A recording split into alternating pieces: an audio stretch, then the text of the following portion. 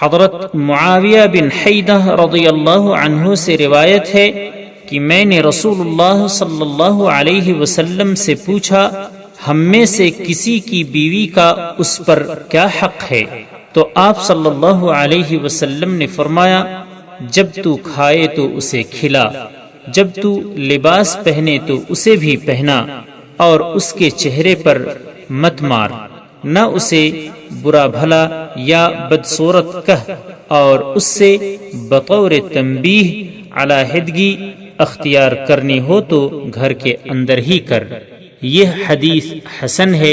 اسے ابو داؤد نے روایت کیا ہے اور کہا ہے کہ لا تقبح کے معنی ہیں اسے یہ نہ کہہ کہ اللہ تجھے قبیح بنا دے یا تیرا بیڑا غرق کر دے۔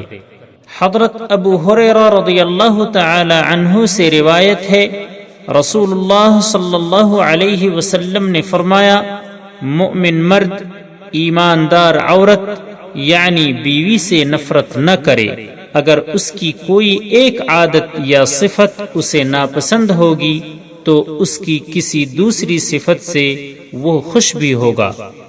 حضرت ابو ہریرہ رضی اللہ عنہ سے روایت ہے، رسول اللہ صلی اللہ علیہ وسلم نے فرمایا، تم میں کامل ترین مومن وہ ہے جو اخلاق میں سب سے اچھا ہے، اور تم میں سب سے بہتر وہ ہے جو اپنی عورتوں کے حق میں سب سے بہتر ہے۔ اسے ترمذی نے روایت کیا ہے اور اسے حسن صحیح کہا ہے۔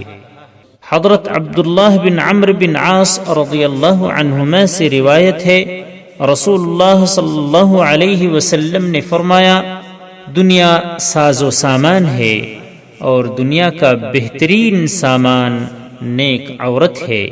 مسلم۔